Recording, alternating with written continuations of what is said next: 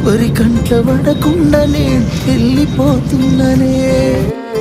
నువ్వు నాతో మాట్లాడలేవే అని ఎవరితో మాట్లాడకుండానే వెళ్ళిపోతున్ననే.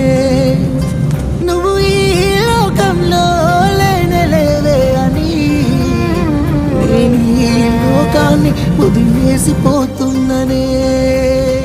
నువ్వు పువ్వులు అల్లుకొని పోతున్నవే అత్తగారింటికి, నే పువ్వులు చల్లుకొని పోతున్ననే కాలే